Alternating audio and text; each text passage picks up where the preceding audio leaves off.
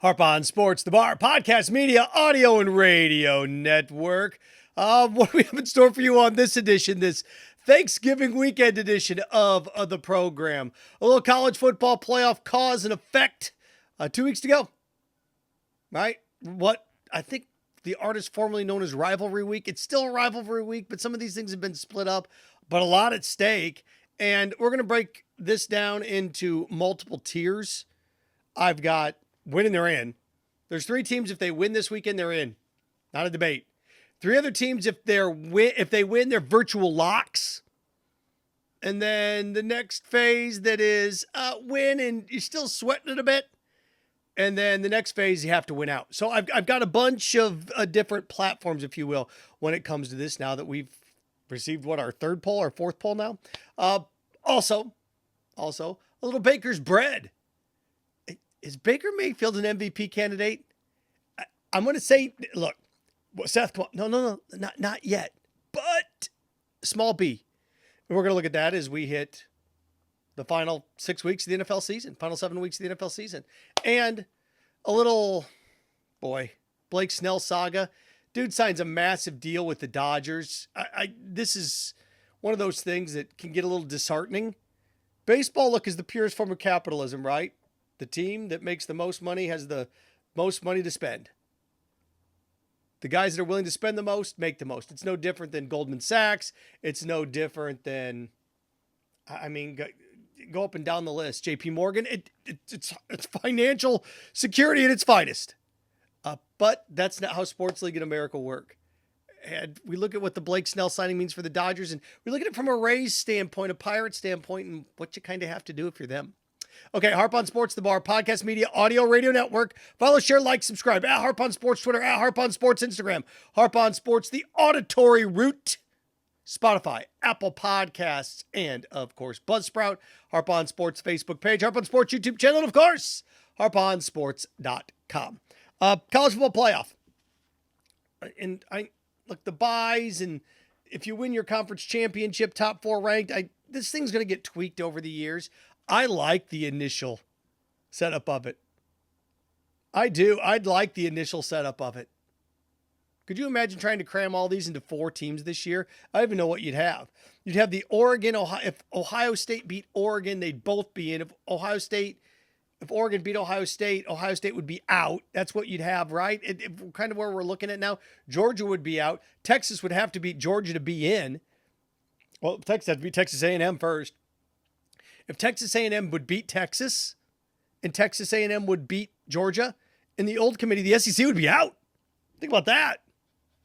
But with this new incarnation, there's some good things. There's a couple things that need to be tweaked, but they'll fix that over time. You have to look at it like it's music, it's art. It's always evolving, always changing. 3 locks and you're in. 3 teams, if they win, they're in, no questions asked. Oregon wins this weekend, they're in. They're in. They're undefeated, the only undefeated team left in the country. If Penn State and Notre Dame win this weekend, they're in. Now, they may go from a host to a road, depending on what's going on. I know they're hosting right now. I think Oregon wins, in, lock, hosting no matter what. Notre Dame, Penn State win, locks, in, hosting, yeah, probably. So those 3, tier 1, win, and you're in, no questions asked. Now there's the next tier. I call them semi-locks. With a win, you're pretty much in. The other ones, there's no doubt about it. The other ones win, and you're pretty much in. The only reason I say pretty much is there's some things that can happen on the back end, maybe, but with a win, you're pretty much in. Ohio State, semi-lock. Look, if they win, even if they lose to Oregon, their losses will be both to the number 1 team in the country twice. So Ohio State's in, but they're a semi-lock because they could lose and other things could happen, right? Probably not, but they could. So, but Ohio State semi-lock, right? They win, they're 90% in. Texas, if they win, they're 90% in. They'll be sitting there at 11-1. They'll be playing in the SEC championship game. Even if they lose to Georgia, they may fall down there to that 9-10 slide. But with a win, almost automatically in. Tennessee with a win, pretty much in. Now, I don't think it's as much as you could even put Texas and Ohio State over in the first tier if you really, really wanted to. I just see paths where, hell breaks loose. And that's one of those things where you need 13 ifs to take place. But the other three don't have any more games to play. I think Tennessee, if they win, they're sitting there at 10-2 looking around. Okay, we got nothing to do. Meanwhile, conference championship games may cause chaos across the board. But the fact that Tennessee's up there a little bit, they're not the last team in like Indiana. Yeah. And then the last team I have on this list, and if they win, then they're likely in, is Georgia. I think even if Georgia loses to Texas, you may see them back there at the 10-11 line. But if Georgia wins this weekend, they're in. I think if they lose this weekend, it gets interesting. But I'm just looking at it from a sheer winning standpoint. Locks with wins this weekend. Penn State, Notre Dame, Oregon, locks. Then that next tier, at the top of that next tier, Ohio State, Texas, pretty much locks if they win. Pretty much. And then you have Tennessee and Georgia, pretty much. So let's say all 7 of those teams win. Well, they're all in. They're all in. There's where the debate begins, because now you're sitting here and you're at what? You're at 7. Okay, well, we got 12. I have teams that are sweating it even with a win. With a win, I think they're probably going to make it, but they're still sweating it. And that's Indiana and Miami. If Indiana beats Purdue, which they're going to, then they're back there at the 11 line, but they're looking over their shoulder going, oh, God, please, South Carolina beat Clemson. The last thing we want is something happens to SMU this weekend and Clemson sits there, and now Clemson's playing Miami in the ACC championship game. They win, they jump in. Now I've got Clemson and Miami that are in. That just swaps out Clemson for SMU. I get it, but all of a sudden I'm looking over my shoulder going, Alabama's back there too. Oh, God. So that's where Indiana is. In Miami, I think Miami with a win this weekend, now that's going to be tough. That's the sneaky one to me up at Syracuse. If Miami wins this weekend, then they're sitting up there, they're third right now, but they're not third in the terms of the rankings. I get it. But if SMU beats Miami in a good game, I think just what you see then at that point is Miami and SMU switch to spots, right? SMU moves up to 3, Miami falls back there to 10. You're not telling me that the committee, and even me, you, would love to see a situation like Miami on the road at Penn State, Miami on the road. Now, I don't think they're going to fall. But if you had a situation where Oregon would beat Ohio State, let's say Ohio State ends up as the 7 seed, you wouldn't love to see Miami as the 10 seed at Ohio State. That'd be awesome. That'd be great. So I think with a win, Miami is in pretty good shape to be in. That Clemson's in there, or SMU's in there. I get to this next tier that have to win, and it's just the way it is. But I think with wins, IU and Miami are looking around going, we're pretty good shape. So that gets us to what? That gets us to 3. They have to win out. Teams that have to win out that are currently in this to make it are Arizona State, SMU, and Boise State. Have to win out. Have to win this weekend. Have to win their conference championship game. Because if Boise State stumbles, then Tulane sneaks in. If SMU loses, well, then Clemson jumps them and they're in. In terms of the debate. May not be in the tournament, but knocks them out. And, of course, Arizona State gets beat. Then next Big 12 team, please stand up. So that's how that looks. The lurking teams, I find it a little bit bizarre because Clemson's lurking. And I was trying to find paths for some of these teams to get in. The first thing Clemson needs SMU to get beat. And then, or Miami. I mean, I keep saying they need Clemson to get beat. If Miami gets beat and Clemson and SMU are playing and then Clemson beats SMU, Clemson's got a path to get back into this sucker. They need to win out, but they need some help too.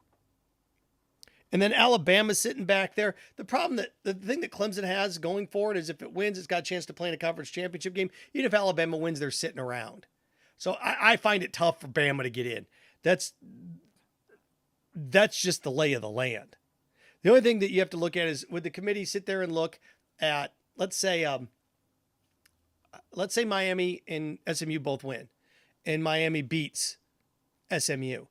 Then at that point, they're looking around and they're going, okay, do we put Clemson in at 10-2 or Bama at 9-3? There's where I think you can start to get interesting. Those teams that are lurking, Clemson's got the best shot right now where they just layered them. I look after that, though. Look, it's not going to go past Alabama. Nobody back there is going to come up any farther unless they're locking into one of those automatic locks. What you have to ask yourself here, as this thing plays itself out, is what happens if the underdogs win the conference championship games? Ohio State beats Oregon. Did they just switch? Ohio State's 1, Oregon's 5? Probably. What if 2-loss Georgia beats 1-loss Texas again? And Georgia moves up to 2, right? Texas falls to what? 6? 7? Does Texas fall behind Notre Dame? Does Texas fall behind Penn State? What happens? SMU beats Miami. SMU moves up there. Did they just switch spots? So a lot to be said, a lot to lay itself out. I know this last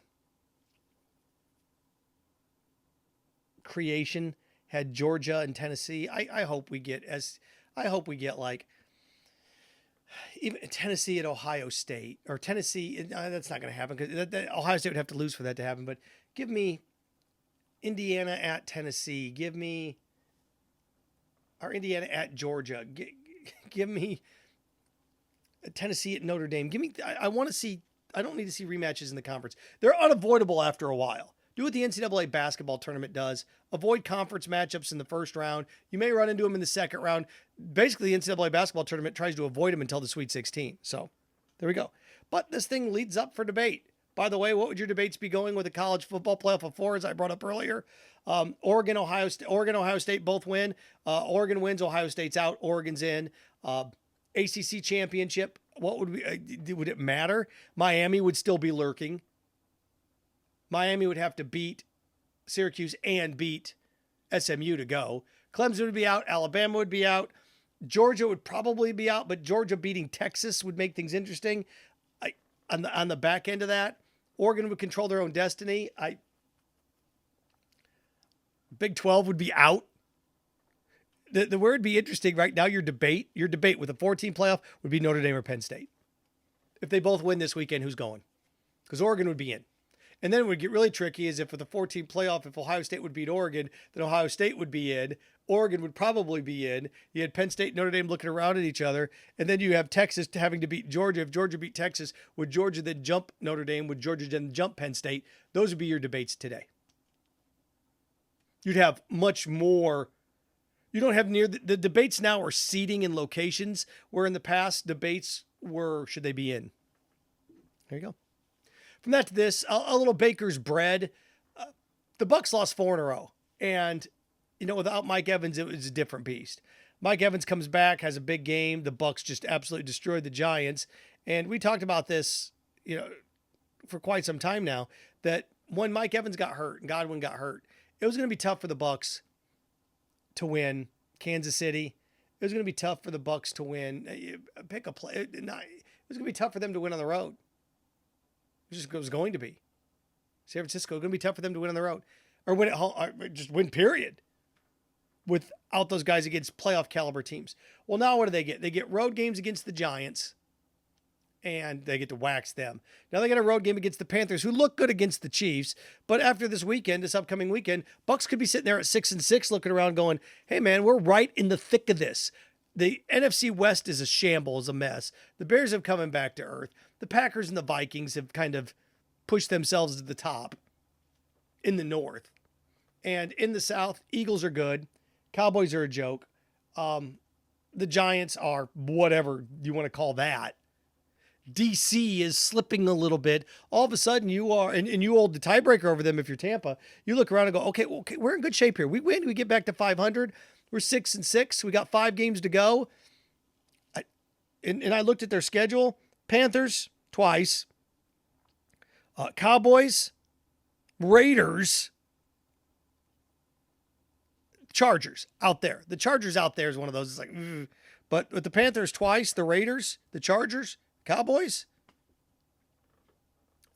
and then the Saints at the end of the year, losing record, winning record. 5 of the last 6 games for the Bucs are against teams with losing records. So, and the Panthers are in there twice. Tough to sweep division teams, I get it. But where I'm talking about now with this Bucs team is again, if they lose this weekend, forget it. Then if they lose this weekend, then you're talking about having to run the table, which is not going to happen. It's just not.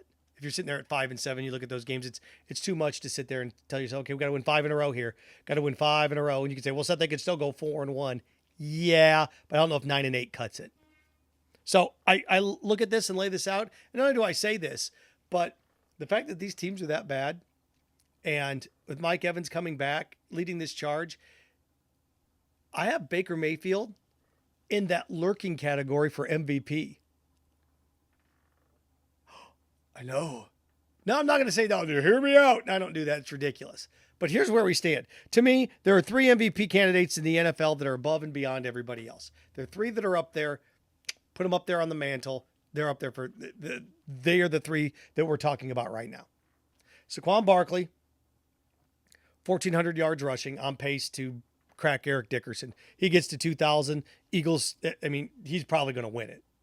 And he should. I know, quarterback versus running back, and okay, well, that's fine. But Saquon Barkley's over 50% of their offense. Come on. Barkley up there. Then, just the job that he's done is Josh Allen. I mean, he doesn't have the gaudy statistical numbers. Baker Mayfield's got more touchdown passes and more yards than Josh Allen. Different record team, right? But Josh Allen is up there too. And look, I know they've kind of stumbled and they've had their issues, but Lamar Jackson, to me right now, if I were voting, I'd go Saquon, I'd go Allen, and I'd go Lamar. That's how I'd vote right now. I mean, good God. Lamar Jackson's got 27 touchdowns, 3 picks, and 3,000 yards. Lamar Jackson's on pace for like 4,500 yards, 5 picks, and more than that. Sorry. He's on pace for close to 5,000 yards, 45 touchdown passes, and 5 picks. Come on. I mean, that's just, come on. And most valuable player to his team. Lamar's amazing. But again, not in the top. Then I've got the other tier that's kind of looking around the corner going, hey, man, hey, us. The next tier, Derrick Henry. He's only got 75 fewer yards than Saquon. He's got more touchdowns. But he and Lamar is one of those succeeds. One of those is going to take a little bit of a step back, right? Now, finally, they gave Derrick Henry the ball a boatload of times against, you know who, this last week at the Chargers, and he's right back in there, going to be knocking on the door of the high 1800s. So I've got him in that next tier. I know Joe Burrow's put up fantastic numbers. If they could ever get above 500, then maybe, but I put Joe Burrow in the same. His number's a little more gaudy than Baker, but I'm going to get to Baker here in a second. Then there's another guy out there that's kind of sneaky good. That's Justin Herbert. Justin Herbert's got 13 touchdowns and 1 pick. Now you can sit there and say, oh, Seth, come on. I mean, Lamar's got 27 touchdowns. Burrow's got 27. Mayfield's got 24. Yeah, I get it. But Josh Allen, 18-5, 2,500. Herbert, 13-1, 2,400. They got a big game coming up, Chargers Chiefs. If he can outplay Mahomes, which, I mean, half the quarterbacks in the league have done in their games this year. Justin Herbert, 2,400, 13-1. If he can finish over 4,000 yards and have like 27, 28 touchdowns and 1 or 2 picks, Chargers make the postseason, those are some pretty remarkable numbers. Again, it's going to be tough to unseat the top 3. It is. Again, Saquon, I say there's a 90% chance it's Saquon, it's Josh Allen, or it's Lamar Jackson. But then that next tier to me, Derrick Henry, and then Justin Herbert, kind of sneaky. They're kind of looking in here a little bit. And I mentioned then the guy that's kind of on the outside looking in the windows is Baker Mayfield, just because of the fact that 5 of their last 6 games are against teams with losing records. So he's going to put up ungaudy number. I mean, good God, at 2,800, Baker Mayfield's going to end up with about 4,600 yards passing, 45 touchdown passes. He's going to put up ridiculous numbers. The question is, at 5 and 6, if they finish 11 and if they run the table, is he? Yeah. If they go 10 and 7, are you going to give it to a 10 and 7 guy? I don't know. But Baker's bread, baby. And look, he didn't have a touchdown pass against the Giants. He's still got 24 touchdown passes. So as I lay this out and look at what the bad schedule leads, but then it also is a converse debate. because if the schedule's that bad, there aren't any marquee games. And stat padding, I don't know if it gets it to you at this point. Josh Allen's right up there because of what he did against the Chiefs in winning time. And you're going to have Herbert and Mayfield square off here in a couple weeks. So, again, interesting debate. But Baker Mayfield and the Bucs, there's a path for them to make the playoffs. It's going to be tough to win the division, but a path to make the playoffs. I want to wrap with this, and that's the Blake Snell saga. Blake Snell signs 5 years, 183 with the Dodgers. Rich get richer. And I go through and look at the taxes that they have for this, the competitive balance tax and how it works, and revenue distribution. The NFL works because you can charge whatever you want for tickets. You can make your own money, but you can only spend so much on your athletes. You can. Now, different states have different rules, state income tax. I get all that. But with this, the Dodgers just keep spending. Notice nobody ever brings it up in baseball. Nobody ever says, well, he should sign with the Rays or the Marlins or the Rangers because they don't have state income tax. Apparently that rule only applies to football and basketball. Baseball, nobody ever brings that up. Ever. But Blake Snell goes out and signs a big deal, and good God, the Dodgers just are loaded. And baseball looks around and goes, look, as long as our big teams are in it every year, we don't care. It's kind of where it is. It's not fair to the small guys, but so what? That's the baseball mentality. So you're these small guys now, and all of a sudden the competitive balance of tax, 50% of the taxes, it goes to players' benefits. So let's say you go over and it's like 12% for every 20 to 40 you go over, 40 to 60 it goes up, and then your draft slots drop 10 spots. Like the Dodgers care about their draft slots. Mets 317. Dodgers are over it now. By the way, it's $241 million this year is what the threshold's going to be for team cap. Mets 317, Yankees 309, Dodgers 249, Phillies 243. 4 teams are going to be over it. 4. If baseball were serious about this, they'd lower it even more. And there's no way to do it. But if you're a small team, you just have to do what like the Royals did with Bobby Witt Jr. That's all you can do. What they give him, 11-2-90? The Rays tried it with Wander Franco. Backfired. The Mets built their entire structure with giving guys big deals early. Yeah, I know you're only making $600,000. You're going to make actually $4 million this year. But on the back end, when you're going to be making 35, you're going to be making 26. They did that with Freddie Freeman in Atlanta. That's how you don't wait till the end. And then you find yourself in a $600 million Juan Soto deal. The Nats tried this with Juan Soto. What'd they get up to? $400 million, $450? Kept saying no. Juan Soto bet on himself. It's going to pay off now.